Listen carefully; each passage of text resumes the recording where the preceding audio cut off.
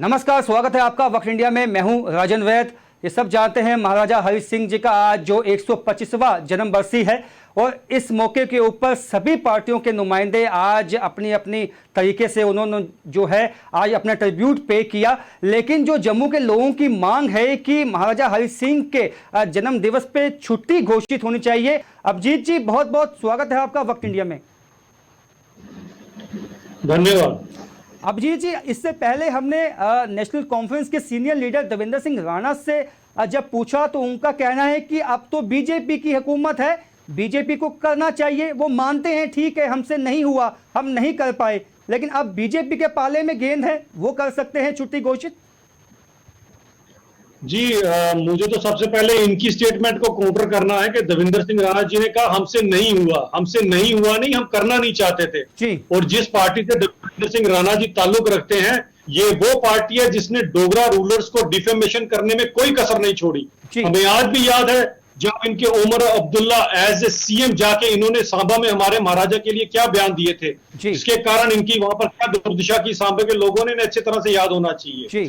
बहुत दुर्भाग्यपूर्ण है कि महाराजा हरि सिंह जैसे सेकुलर राजा के लिए इन लोगों ने जो अपशब्द कहे, इन लोगों ने जो सियासत रची और उस समय इनके जो मरहूम शेख साहब हैं उन्होंने कैसे मिलकर महाराजा के खिलाफ एक षड्यंत्र यहां पर रचा था। मैं आपको बता देना चाहता हूं राजन वैद जी, हिंदुस्तान में जब आजादी से पहले अगर आपको याद होगा तो 562 के करीब राजाओं की एक जो वो ग्रुप बना था, उस ग्रुप को अगर कोई लीड कर रहे थे तो वो महाराजा हरि सिंह थे। उस समय इस ग्रुप को नाम दिया था नरेंद्र मंडल का नाम दिया गया था इस ग्रुप को, और उसके जो हेड थे वो उसमें महाराजा हरि सिंह थे। और सबसे बड़ी बात ये सन 1930 और 32 की गोलमेज कॉन्फ्रेंस जो लंदन में हुई, उसमें अंग्रेजों को लगा शायद ये राजा हैं सारे के सारे, तो शायद ये कभी भी आजादी की बात नहीं करेंगे। But to the surprise of everyone, मैं आपको बता देना चाहता हूं आपके चैनल के माध्यम से सभी लोगों को कि महाराजा हरि सिंह ने सन 1930 और 32 की गोलमेज कॉन्फ्रेंस में हिंदुस्तान को आजाद करने की बात की और इंटरनेशनल प्लेटफॉर्म पे ये बात करना बहुत बड़ी बात थी। महाराजा हरि सिंह जैसा सेकुलर नेता, सेकुलर राजा कोई हो नहीं सकता। सोटे साहब, लेकिन छुट्टी की बात पे आए कि छुट्टी क्यों नहीं घोषित हो पाई है अब तक?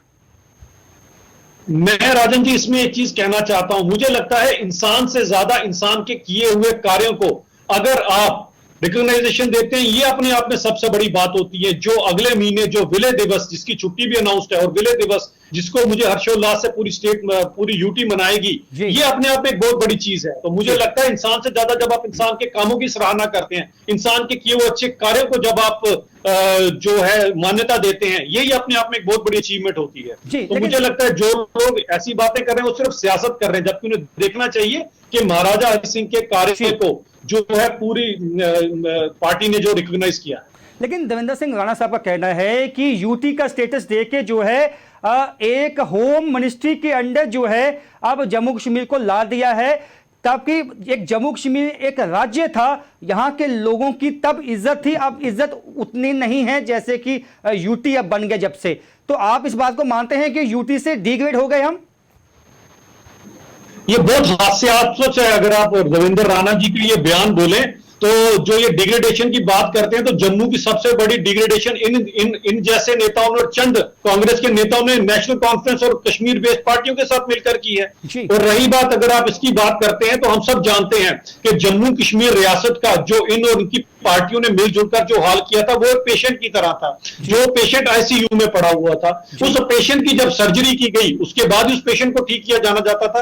तो ये एक प्रिलिमिनरी स्टेप है जो यूटी में डिवाइड किया जाए। बहुत जल्दी अगर आप देखेंगे माननीय गृह मंत्री जी ने, नरेंद्र मोदी जी ने, सबने ये चीज कही है कि इसको फिर से स्टेट का दर्जा दिया जाएगा। लेकिन इसी नेशनल कॉन्फ्रेंस के किए हुए जो उन्होंने इतिहास में जो गलतियां की हैं और जो जम्मू वालों से नाजायज चीजें की हैं, उसी के कारण इसको ठीक करने के लिए, हालात को ठीक करने के लिए सब चीजें करना जी। लेकिन ऐसे में सवाल ये उठता है कि ये ठीक है, ये पार्लियामेंट का रेजोल्यूशन भी है कि जो पीओके और अक्साई चीन का जो हिस्सा है वो भी जम्मू कश्मीर का ही एक हिस्सा है, अनडिवाइडेड जम्मू कश्मीर। तो आपको लगता है कि यूटी बनके एक तरह से लोगों के मन में, खासकर जम्मू के लोगों के मन में आ गया कि एक तो ये कहते थे कि भाई पीओके लाएंगे, लेकिन पीओके तो हम नहीं ला पाए, लेकिन जम्मू कश्मीर स्टेट को ही डिग्रेड कर दिया। आपको चलो ठीक है, हम सियासतदानों को एक साइड पे रखते हैं, जम्मू के लोगों की बात कीजिए, आपको लगता है कि जम्मू के लोगों की भी मांग है कि यूटी होना चाहिए, इसके लिए यहां से रिप्रेजेंटेशन क्यों नहीं भेजा गया सेंट्रल गवर्नमेंट को? देखिए जी, मैंने वही बात आपसे पहले भी की राजन जी, अगर आप बात करते हैं अक्साई चीन की और बाकी इलाकों की अगर आप बात करते हैं, तो इन्हीं के नेशनल कॉन्फ्रेंस के साथ जो पार्टी बैठी थी उसमें सेंटर में कांग्रेस, ये सारे के सारे अगर आप इलाके देखें तो ये तो इन्होंने खुद थाली में परोस कर इनको दिए हुए हैं। और जिस इलाके की बात कर रहे हैं, ये इलाका तो हमने 2012-13 में दिया, सारे के सारे इलाके इन्होंने चीन को, और यहां से कांग्रेस पार्टी चीन को इलाके देती थी, वहां से इनके राजीव गांधी फाउंडेशन में फंड्स आ जाया करते थे।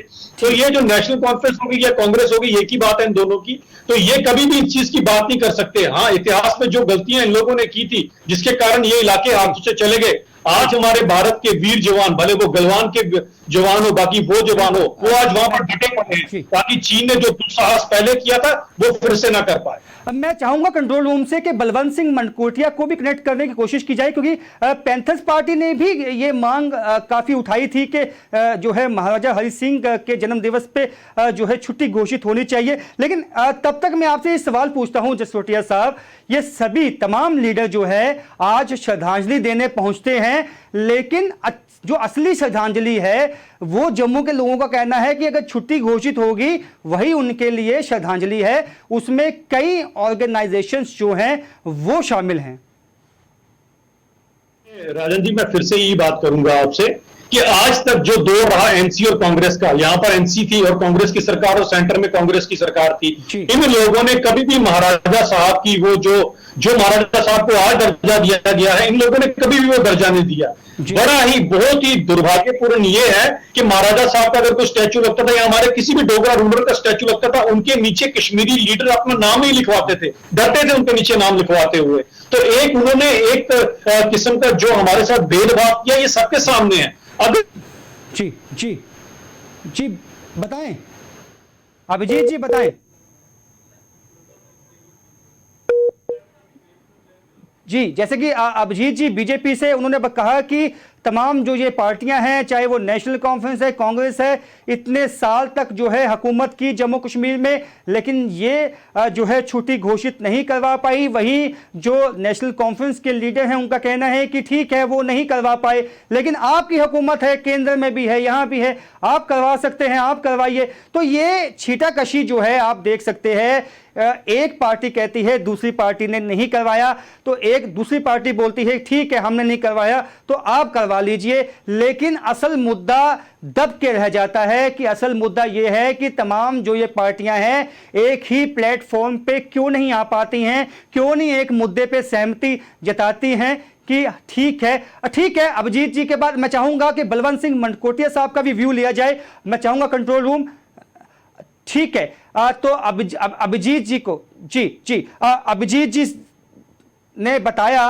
कि ठीक है हम भी कोशिश में लगे हैं कि हमारी जो हुकूमत है केंद्र में, उनका ये भी कहना है कि जो है स्टेटहुड वापस दी जाएगी, लेकिन हालांकि इसके लिए डेडलाइन कोई घोषित नहीं की गई। ठीक है अभिजीत जी, मेरा सवाल आपसे ये है कि ठीक है, आपने कहा कि प्राइम मिनिस्टर ने भी कहा है कि स्टेटहुड वापस दी जा सकती है, लेकिन कोई डेडलाइन क्यों नहीं इसके लिए घोषित की जाती?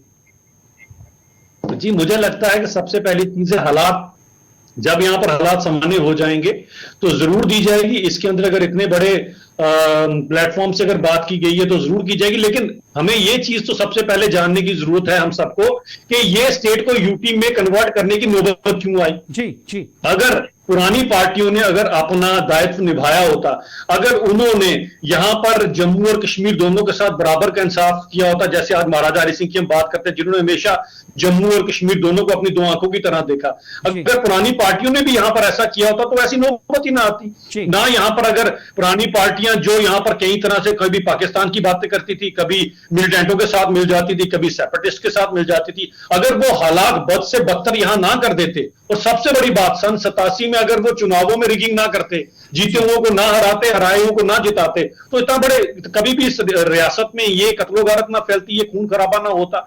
उन्हीं के किए हुए पापों के कारण आज हम सब लोगों को खमियाजा भुगतना पड़ रहा है कि इस स्टेट को यूटी में कन्वर्ट करना पड़ा। ये एक मजबूरी के तौर पे आप समझ सकते हैं। लेकिन फिर से स्टेट जो है बनेगी, ये भी एश्योरेंस मैं आपके चैनल के माध्यम से सभी लोगों को देना चाहता हूं। ठीक है, आप एश्योरेंस देते हैं कि स्टेट जो है, जो स्टेटहुड का एक दर्जा है वो वापस आएगा, ठीक है। लेकिन मेरा अंतिम सवाल आपसे ये है अभिजीत जी, क्या महाराजा हरि सिंह की छुट्टी हर कोई चाहता है? जम्मू के लोग चाहते हैं, नेशनल कॉन्फ्रेंस चाहती है, बीजेपी चाहती है, अन्य पार्टियां चाहती हैं, पैंथर्स पार्टी चाहती है, तो एक प्लेटफॉर्म पे आके क्यों नहीं ये मांग उठाई जाती? क्या वजह क्या है? क्या आपको लगता है लाजमी है छुट्टी घोषित करना, या आपको लगता है इतना इंपॉर्टेंट नहीं है, उससे भी इंपॉर्टेंट है जो उन्होंने काम किए हैं उनको हाईलाइट करना? सबसे पहले अगर आपने बात की ये सब पार्टियां चाहती हैं, मैं यहां पर आपको थोड़ा ठीक कर देना चाहता हूं। इन पार्टियों की नीयत में सबकी खोट है, क्योंकि नेशनल कॉन्फ्रेंस की बात करें तो इन्होंने कितने दशकों तक जम्मू कश्मीर की रियासत पे राज किया। अगर आप कांग्रेस की बात करें तो कांग्रेस भी यहां पर स्टेट में भी सरकार थी और सेंटर में भी साइमल्टेनियसली इनकी सरकार थी। जो पैंथर पार्टी है, इनके भी मंत्री बने, ये भी इनके साथ सरकार में यहां थे, तो तब इनकी नीयत कहां गई थी? तब इनको ये सब क्यों नहीं याद आया? तो ये बातें यहीं से पता लगती कि ये लोग महज इस पे अगर कुछ कर रहे हैं तो सियासत कर रहे हैं, इससे ज्यादा कुछ नहीं कर रहे हैं। इनका छुट्टी से कुछ लेना देना नहीं है, इनको सिर्फ कोई बात मिलनी चाहिए करने के लिए। और जो भारतीय जनता पार्टी ने रिकॉग्नाइजेशन दी है महाराजा साहब के किए हुए कार्य को, सबसे बड़ा कार्य विलय दिवस के रूप में जो उन्होंने मनाया जाएगा, हॉलीडे होगी। क्योंकि एक बात देखिए कि विलय हिंदुस्तान का जो भी आधा अधूरा विलय हुआ था वो महाराजा हरि सिंह की कोशिशों के कारण हुआ था, और 5 अगस्त 2019 को पूरी तरह से अगर विलय कराया गया तो उसी महाराजा साहब के काम को रिकॉग्नाइज करते हुए भारतीय जनता पार्टी ने विलय करवाया पूरे हिंदुस्तान के साथ। तो मुझे लगता है अगर आप साइनर्जिज्म देखें दोनों चीजों में, तो नीयत किसकी साफ है और किसकी नीयत में खोट है, ये आपको इन्हीं बातों से पता चल जाएगा। ठीक है, ठीक है अभिजीत जी, बहुत बहुत शुक्रिया, आप वक्त इंडिया के साथ आप जुड़े, अपनी बात कही।